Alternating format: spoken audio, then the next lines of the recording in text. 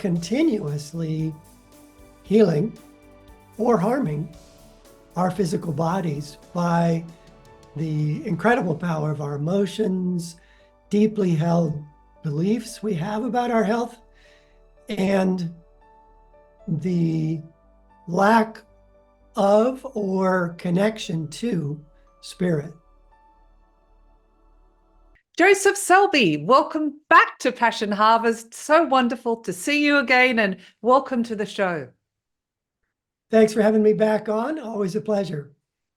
You have a new book. A big congratulations, The Physics of Miraculous Healing, How Emotion, Mind, and Spirit Enable Unlimited Self-Healing. Wow. Yes, well, my purpose in the book is kind of twofold. One is what I found to be of particular importance these days, that people need a scientific foundation for most things they're willing to believe or accept. So the physics side of that book is really to show people that, contrary to what many people think, science actually does support miraculous healing, that it's not an impossibility according to the sort of frontiers of physics. So that's a big part of the book. And then the other part of the book is just to convey to people how powerful they are in their ability to self-heal. That kind of unknown to most of us most of the time is that we're continuously healing or harming our physical bodies by the incredible power of our emotions, deeply held beliefs we have about our health, and the lack of or connection to spirit. And those three things are probably more important than the physics, but I think the physics enables people to embrace just how powerful we actually are. And gosh, I can't wait to unpack this. We so often forget how powerful we are, or we give our power away, because sometimes I guess it's easier to ask someone else what to do. Yes, there's a lot of that, but I think that we're always using our power to affect our health. From the moment we wake till the moment we go to sleep, those powers are at work to manifest the body that we now have.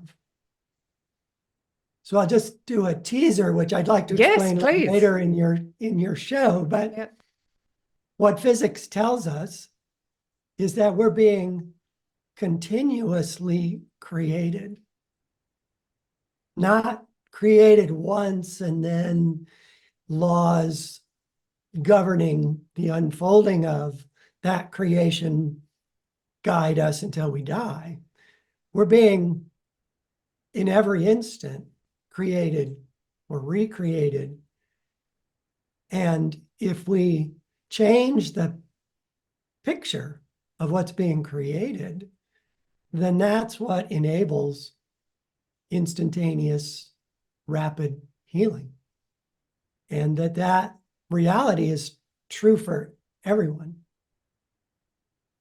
So how would you, thank you. So how would you define miraculous healing? Well, I think most people think of miraculous healing as divine intervention. Mm-hmm.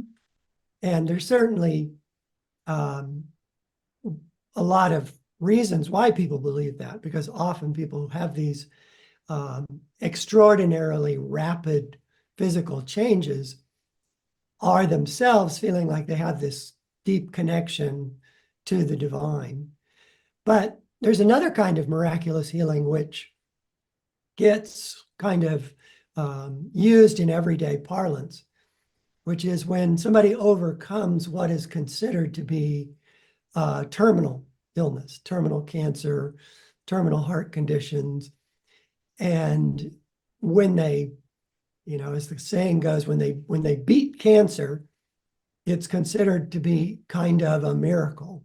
So I tie both of those together in my book, and state from the outset that no disease is incurable, and extraordinarily rapid physical change is possible. Although I don't want everyone to think that if they read my book, they will immediately know how to miraculously and dramatically change their physical body. But the fact that it's accessible, if we choose to access those powers, is the key thing that I want to convey. And that to make people aware that we're constantly working a miracle. We just don't see it as a miracle because we don't see very much change in ourselves. The person we see in the mirror when we get up in the morning is much like the person we saw yesterday. So we tend to translate that personal experience into thinking that the molecules and atoms that make up the physical body are very stable. But in fact, it's our thoughts, our convictions, and our emotional life that are stable. And that results in seeing the same body in the same condition day after day. But because that's more difficult to see and appreciate, we don't think that we're doing that. We think, well, the natural laws that govern molecules and atoms are doing all that, not us. There's this separation that we, unintentionally make about our physical body. Thank you. You explain in the book, I mean, this is so fascinating, so true.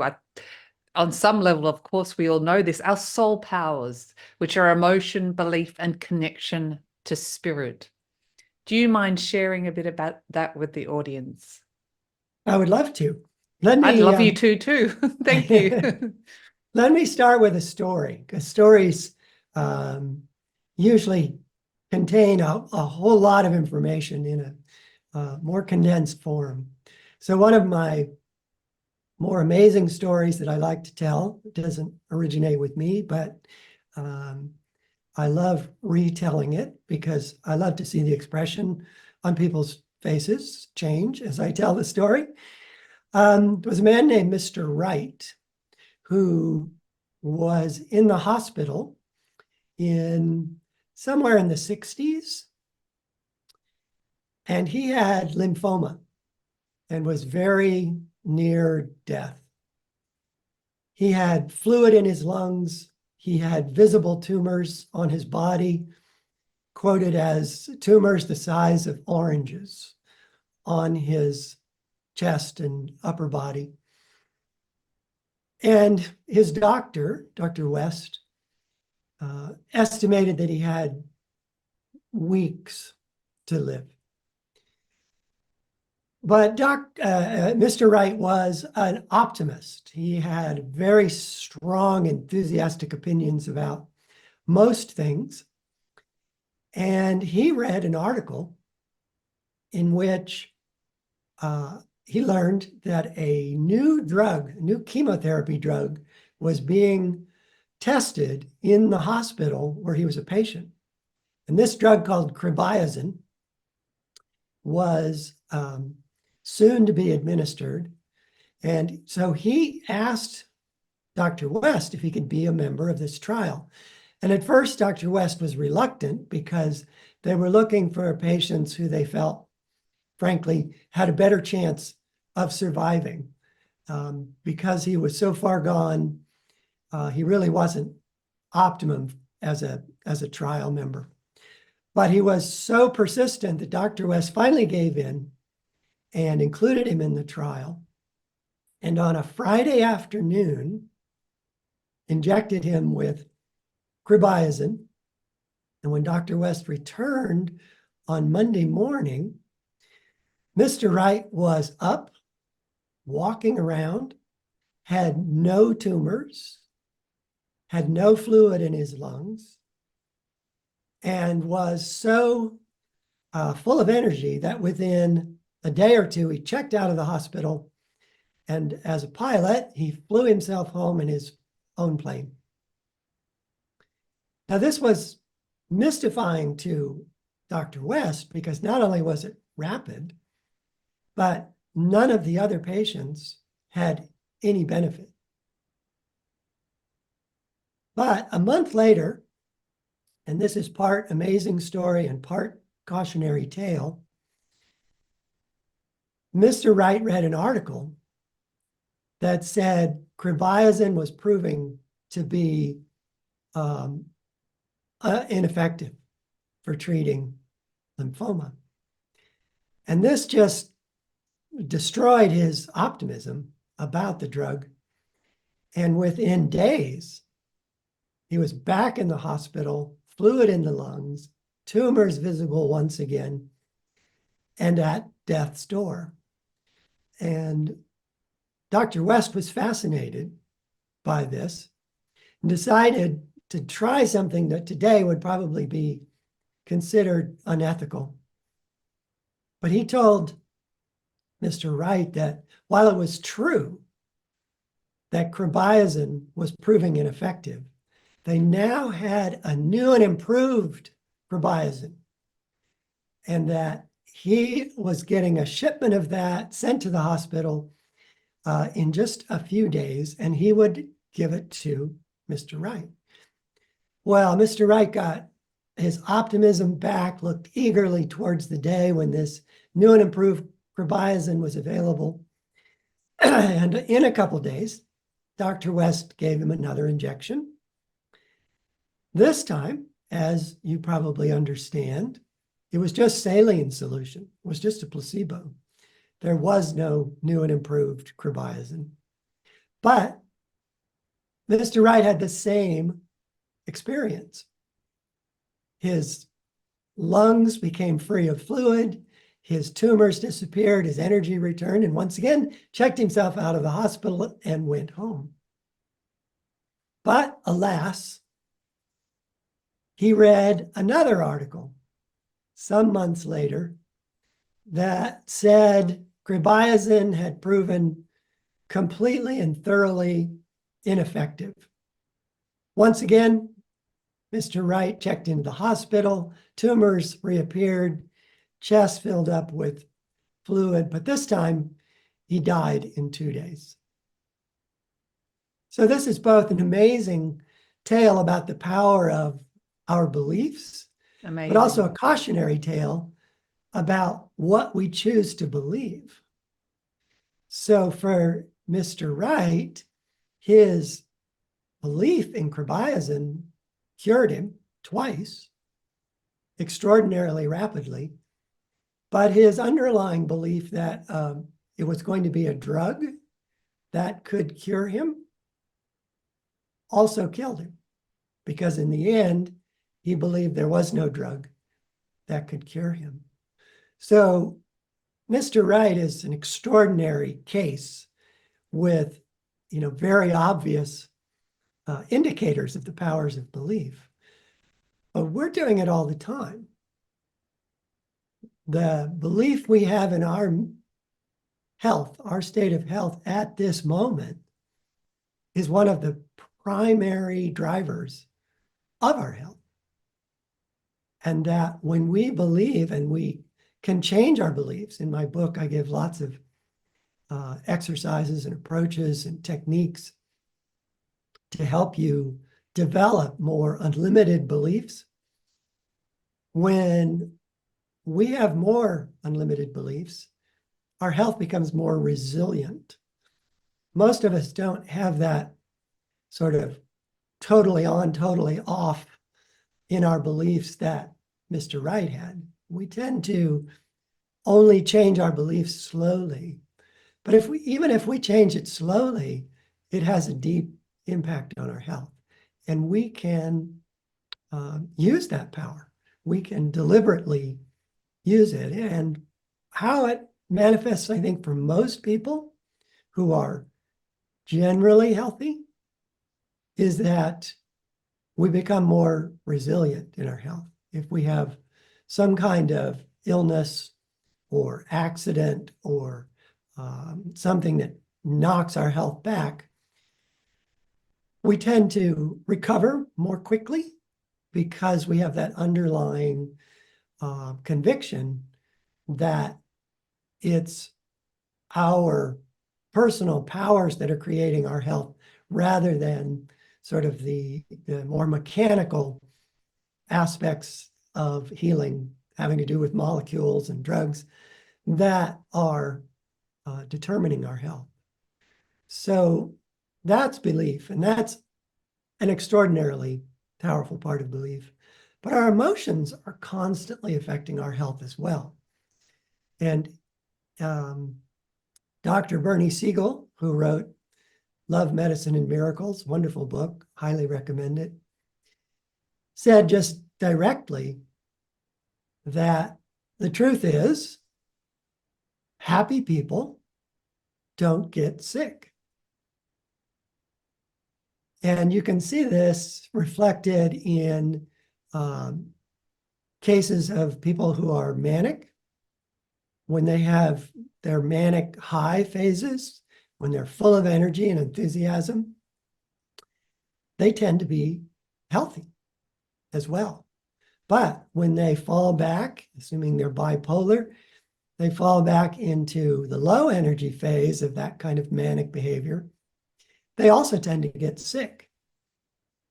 And so they not only yo-yo between high energy and low energy, but they yo-yo between being well and being ill. So it's their emotions that are, one way you can think of it is they're distorting the sort of natural template of health that we all have access to. And when their emotions and when our emotions are negative, we're distorting that template, maybe only a little, but maybe a lot. The longer we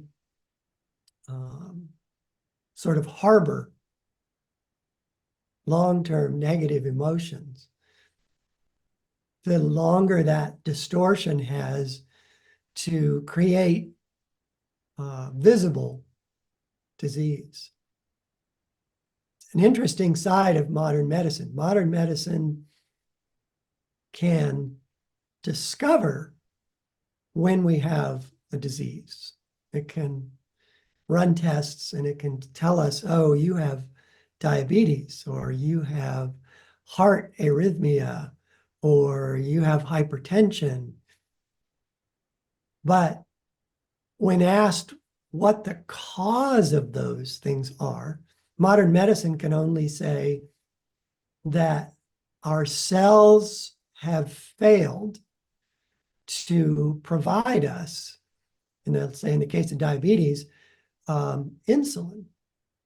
So what modern medicine does is come up with drugs that will either stimulate something that we need, or in the case of diabetes, will actually just give us a artificially created insulin, which will help us function without the natural cellular function that creates insulin. So modern medicine rarely cures us. It just ameliorates conditions. And that, of course, can be important. But modifying your emotional life and changing your beliefs can actually restore cellular function. That you can actually be cured and not be dependent on drugs or other treatments.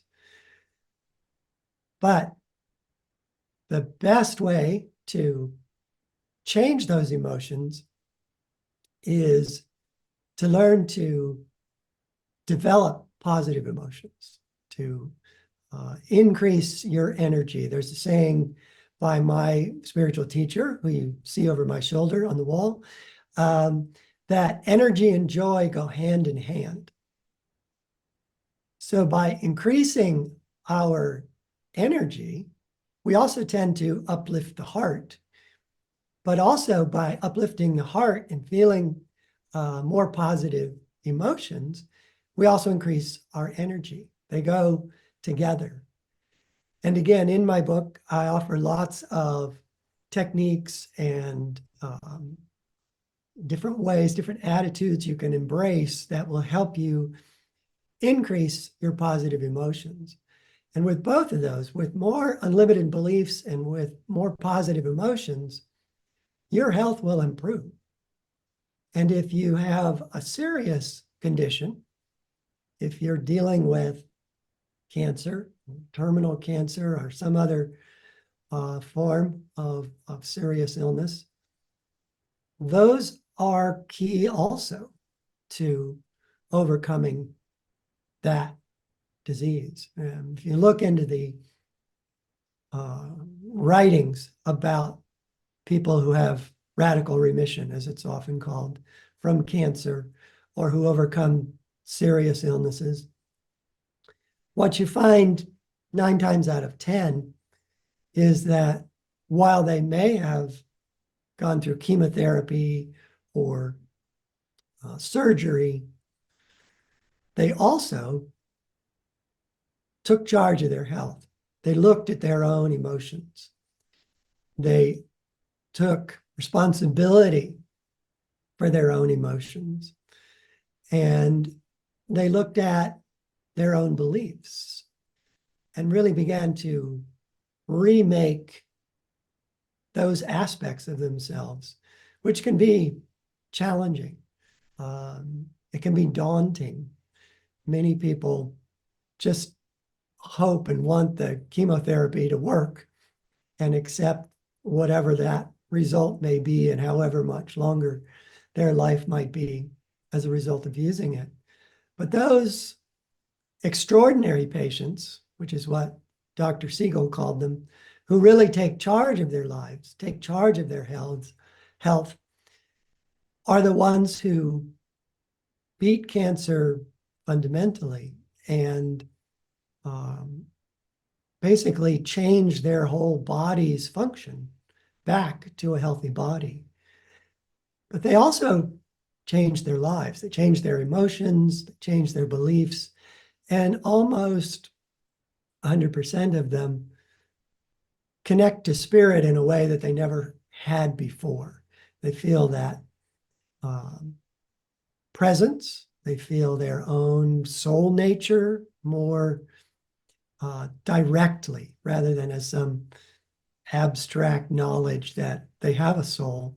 They actually experience their soul. They experience their connection to spirit. And those 3 things are very, very common to everyone who overcomes serious illnesses completely, not just partially through some sort of treatment. So very powerful aspects of our lives, and we are very powerful beings, because by changing those things, which most people would tend to think they're just, they're evanescent. If I have an emotion today, it's just this feeling I had, right?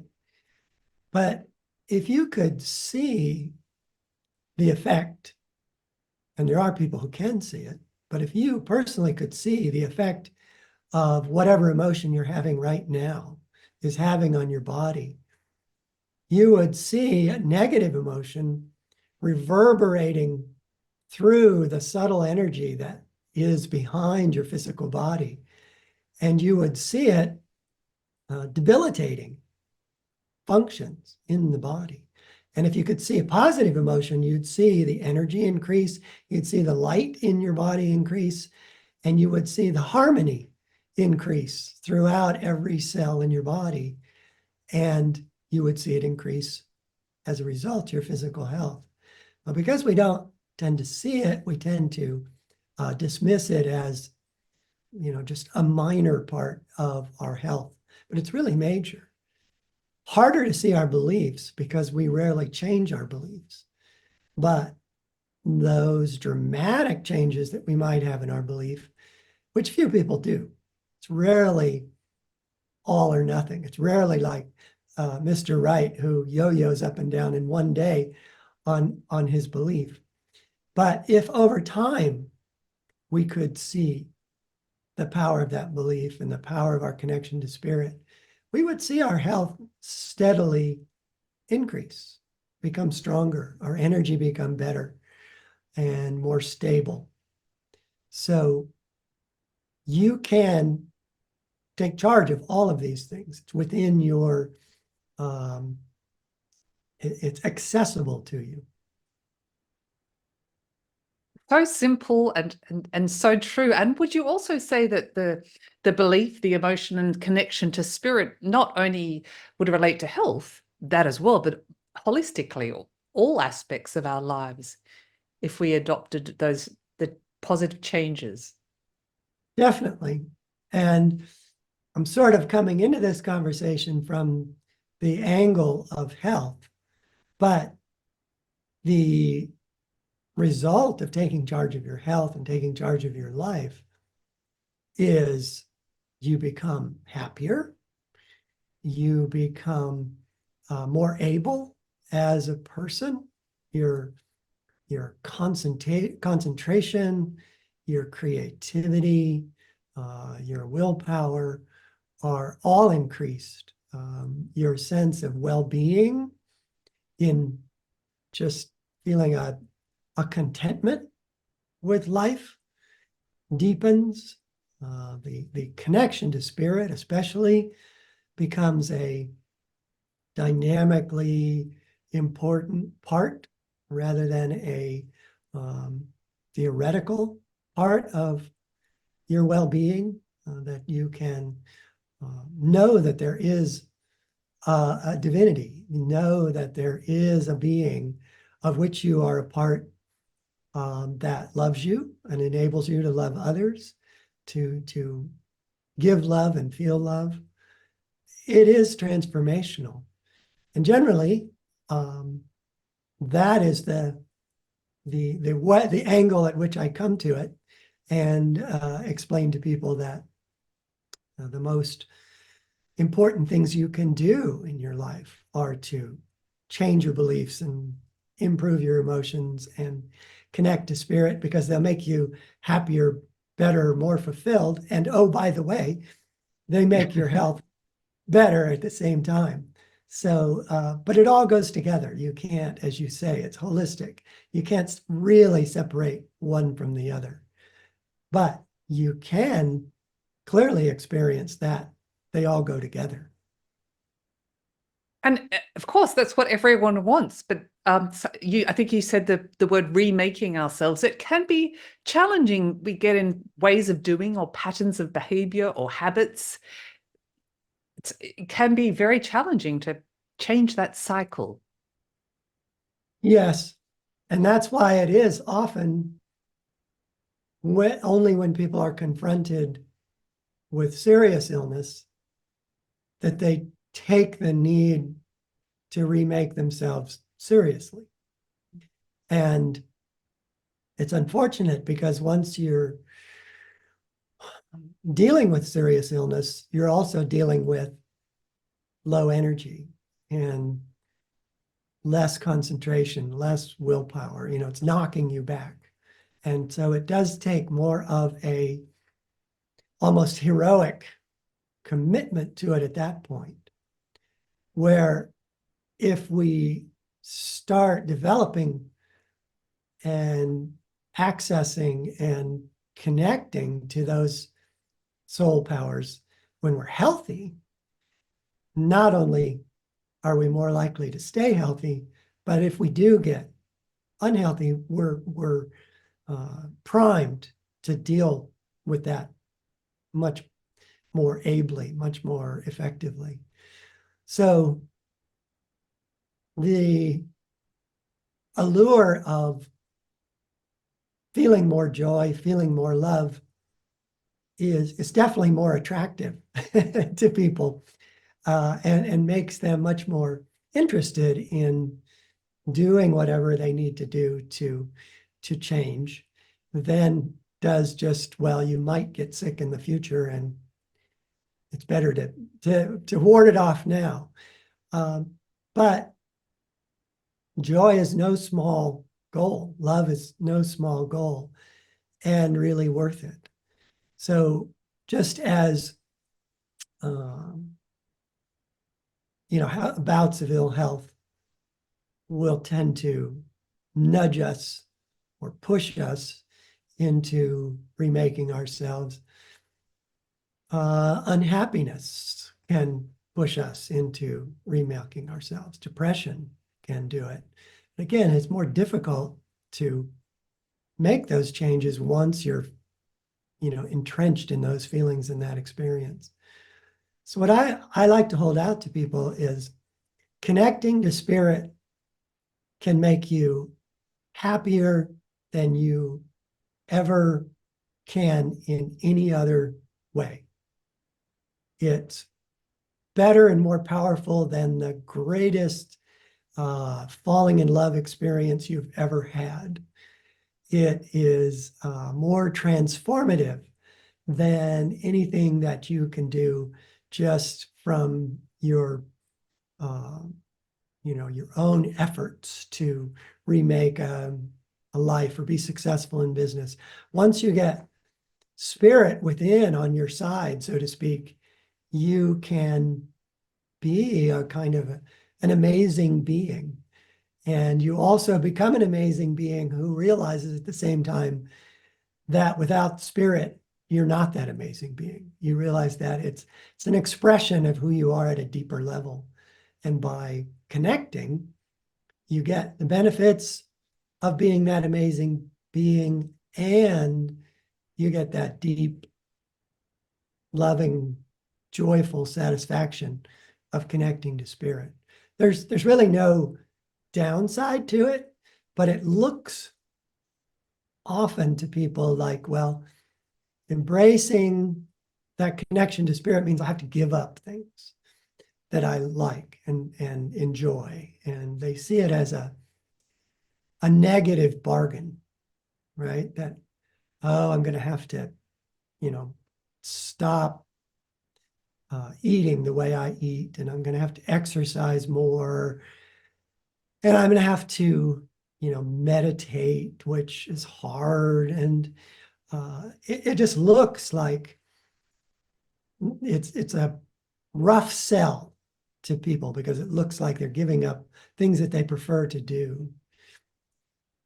And I suppose there's some truth to it, but the upside is that it has a relatively short turnaround.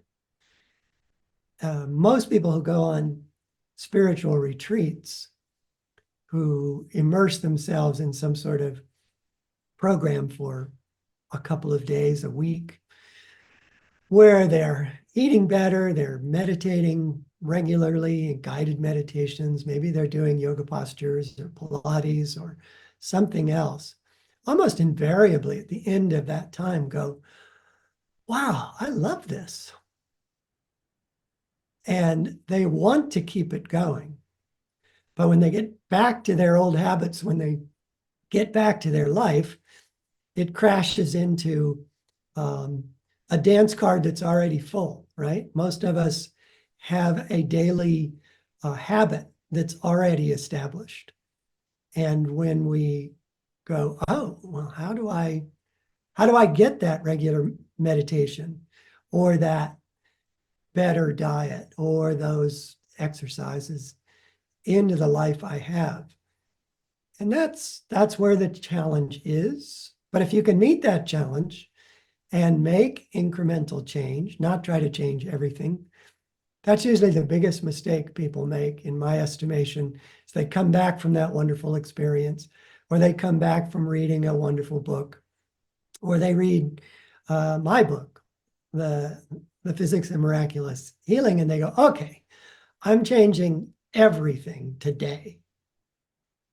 And maybe they do today and the next day and the next day, but the power of all their previous habits have a way of being stronger than our willpower. So I really recommend, again, in my book, I recommend it especially Pick one thing to change. Pick one thing that you think might be key. If you're not already a meditator, I recommend adding meditation. And add it realistically as what you think you really will do. Can you find 15 minutes to meditate every day? And be serious about it, but don't stress yourself about it. Just say, okay, every day at 8 o'clock or just before breakfast or whatever time you pick, just before bed, pick that time, be serious about it, meditate for 15 minutes, and keep doing that until it becomes a habit and is no longer fighting your other habits. And then you may find, oh, it works. I like this. I feel better. It's great. You've had, I'm sure, lots of people tell you, oh, I started meditating and it's amazing. I mean, I just feel better in all facets of my life. But don't then get enthusiastic again and say, okay, now I'm going to meditate twice a day for an hour and take on too much once again. It's not that we're not capable of doing that. It's just that we have other habits that are going to assert their dominance because we've behaved that way for a very long time. And they have a power. They're literally circuits in our brain that kick in when it's 8 o'clock in the morning and it's time to eat, whatever it is.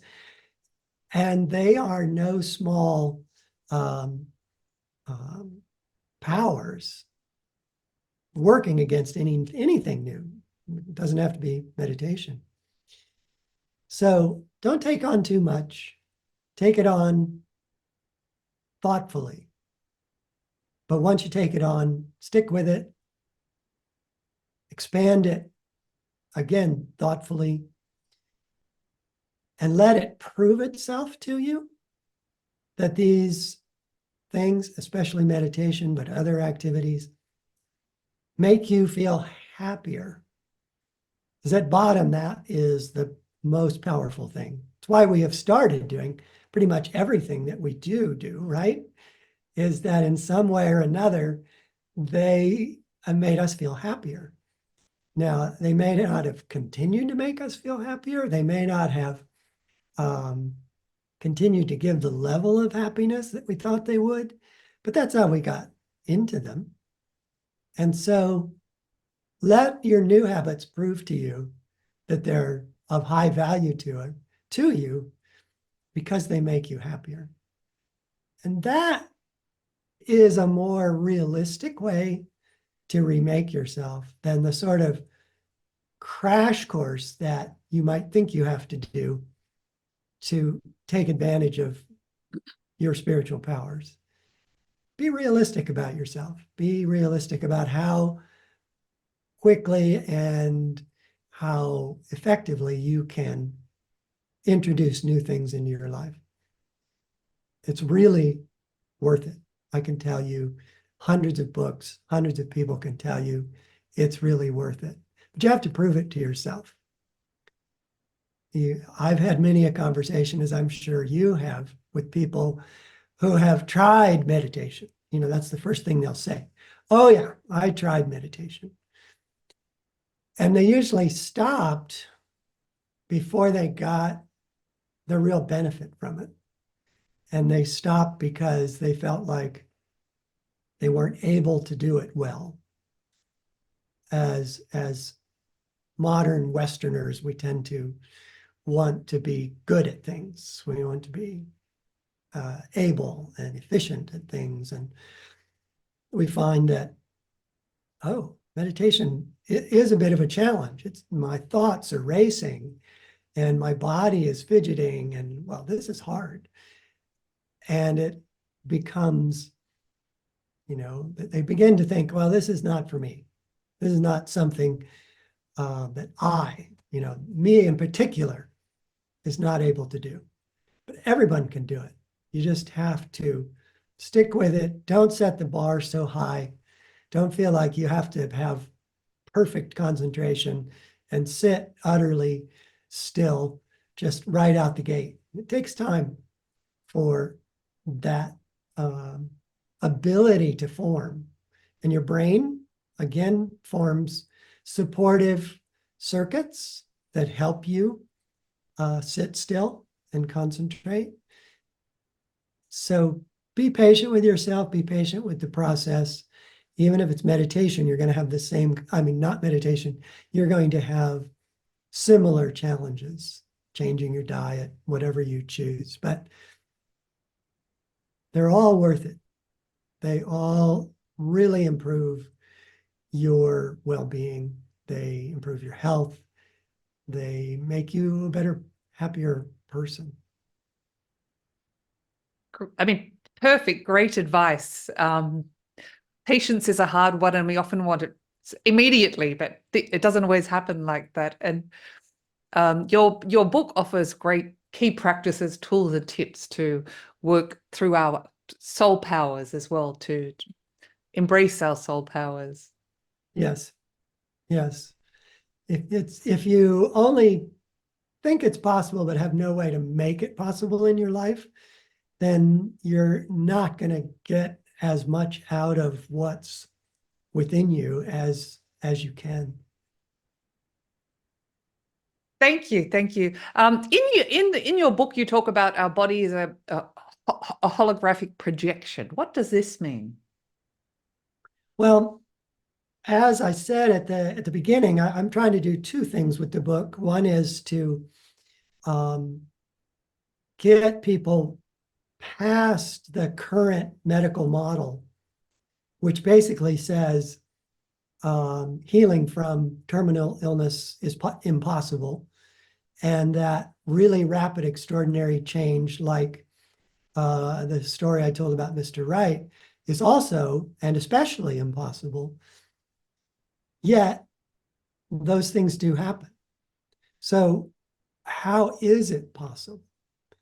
And one of the key things that comes to us from what I call the modern frontiers of physics is that we are holographic beings, according to string theory, M theory, which are the very most distant frontiers of physics, if you will, right on the front lines of research and discovery in physics.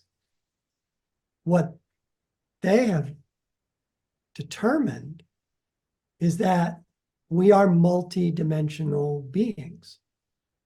This sounds like science fiction, but what it matches is the notion that we learned from almost every experiential spiritual tradition, is that we have a subtle body, we have a subtle energy body, we have an etheric body.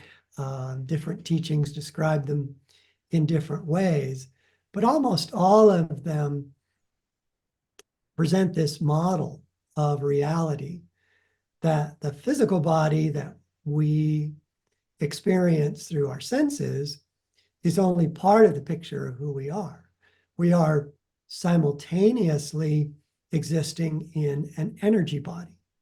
And this energy body, in fact, and this is according to spiritual teachings, as well as M theory and string theory in general, the subtle energy body is manifesting our physical body. If we didn't have a subtle energy body, and this is also true simultaneously in M theory, our physical body would simply vanish. But we are that simultaneously. We have the physical body, we have the subtle energy body, and they really are interpenetratingly present. It's not as if your subtle energy body is way far away from your physical body and has some kind of distant connection to your physical body. It's right here, right now. And it is the primary template that determines how we manifest physically. So M theory talks about that same dynamic, but it uses the terminology of holography. So in their way of looking at this reality, our physical body, and in fact, the whole universe, is a holographic projection. And the hologram exists in this subtle energy reality where our subtle energy body resides. So it's an amazingly clear congruence between subtle spiritual teachings and these teachings of physics. They say that we have a hologram in this two-dimensional pure energy realm, and that hologram is what determines moment by moment what the holographic projection that is our physical body is manifesting as. So that's the way it's described from physics. In spiritual teachings, we have this subtle energy body that resides in a luminous, pure energy realm that we can easily think of as the heavens. And that two-dimensional pure energy, subtle energy body manifests our physical body as we see it. So the reason why this is important to at least be able to accept, even if we don't necessarily understand it in great depth and detail, but the importance of understanding it is this is why our soul powers work so effectively. It's because our soul powers change the subtle energy body. And this is not something, that I'm presenting for the first time to humanity. This is really something that's been around for millennia in spiritual teachings and is now just being kind of understood in the world of physics. But when you or I or anyone has a strong emotion, whether it be positive or negative, you could see it if you could see. You could see it reverberate through your subtle energy body. And if you could see the result of that on the physical body, you would see cells actually undergoing changes, positive or negative changes. You would see proteins being produced that if you have a long-term negative emotions that result in eventually in cancer, the initial damage that is caused by that negative emotion is that it upregulates DNA, which is really just directions to the cell to produce particular proteins.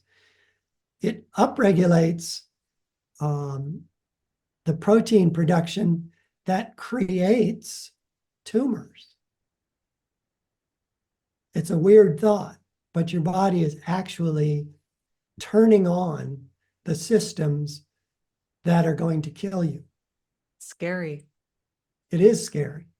But that's the long-term result of this reverberating negative emotion that is actually just getting in the way of the harmonious, healthy production of proteins in the body and the harmonious regulation of what DNA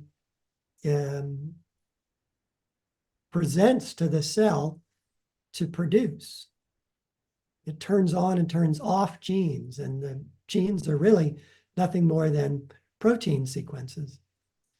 So again, if we could see it, then we wouldn't touch negative emotions at all, right? We go, yeah, why would I do that to myself?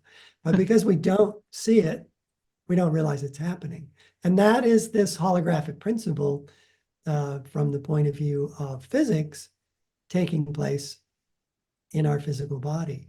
Our beliefs are perhaps harder to see, but are profoundly shaping what is happening in our physical body. Just one interesting sort of concurrence of this is that years ago, there was a drug trialed, another chemotherapy drug trialed by the British Cancer Society for gastric cancer. And they did the usual 3 groups. They had a control group that was given nothing. They had another group that was given the actual chemotherapy. And then they had a placebo group that was given, a placebo kind of injection, was probably saline. But the placebo group thought they were getting the actual drug. So they believed that they too were getting the same chemotherapy treatment. And these were people chosen because they did have gastric cancer. 30% of the people who were in the placebo group were just getting saline solution, lost all their hair. Wow.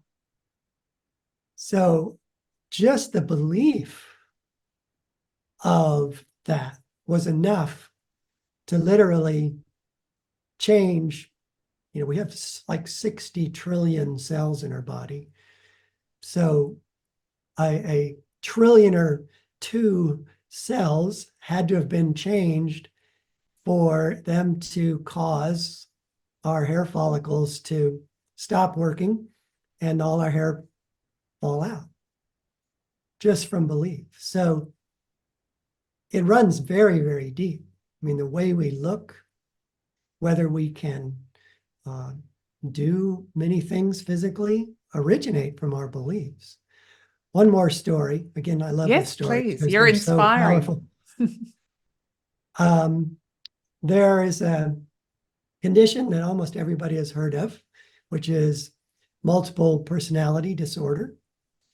And most people understand that each personality that originates from the same body, so to speak, can be very different. And it's kind of fascinating how different they can be. There are some personalities within one sufferer that can speak languages that other personalities can't. But less known to people is that when one personality comes in and another personality leaves, there are often physiological changes. Some personalities have scars that others don't. Some personalities have moles that others don't. Personalities will have different overall conditions in their eyes. Their ability to see near, far, etc., changes with each personality. But the most astonishing one that I know of is about a woman who has 10 personalities. She may still be with us, I'm not entirely sure. And when she came to the therapist, which is often because multiple personality disorder sufferers often come to psychiatrists because they think they have amnesia. And they think they have amnesia because all their other personalities are not accessible to them. So they don't know what has been happening in their life. Big chunks of their life just simply missing. So they interpret that as, well, I must have amnesia, and eventually they get the diagnosis that they have multiple personalities. But this woman came to the psychiatrist as a blind woman. She could not see. But by the time she worked with the psychiatrist for a while, 9 out of 10 of her personalities began to be able to see to varying degrees. And that's pretty astonishing right there, that just a psychological therapy working with her beliefs that are held by each personality could enable them to begin to see. But what I find even more extraordinary is that one of those personalities never did gain the ability to see. And every time that personality returned, she was completely blind. And this is not that she thought she was blind. They actually did what are called evoked visual response technique, where they have her, with the typical net of sensors on her brain, and they would shine a bright light in her eyes, and there would be no response in her visual cortex, the back of the brain. She was physiologically blind every time she went into that personality.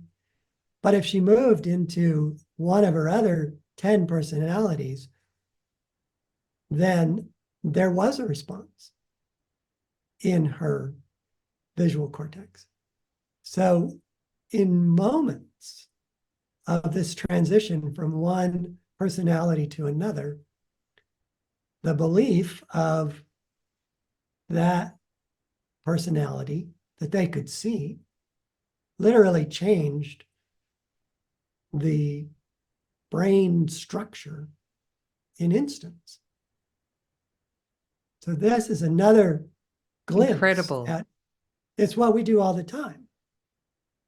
We just don't change from day to day. We don't have multiple personalities. But everything that we are capable of doing physically, we believe on some deep level, generally inaccessible to us, is something that we can do.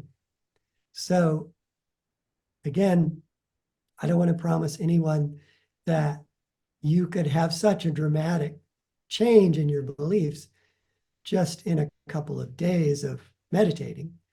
But I do want people to come away with the understanding that over time, if you methodically try to increase the the degree of unlimitedness of your beliefs, the degree to which your health is not dependent on atoms and molecules, but more and more dependent on what you deeply believe, you can change your health. You can become more resiliently healthy. You can respond to ill health by healing more rapidly. And that, as you said, remake ourselves. yeah. And that would But also include what you mentioned before about, say, someone who was generally a very unhappy person or had depression. It's not going to happen overnight, but if they slowly start taking steps to work on their happiness, they have the capability to remake themselves, bring more joy in their life, and also heal physical ailments. Yes.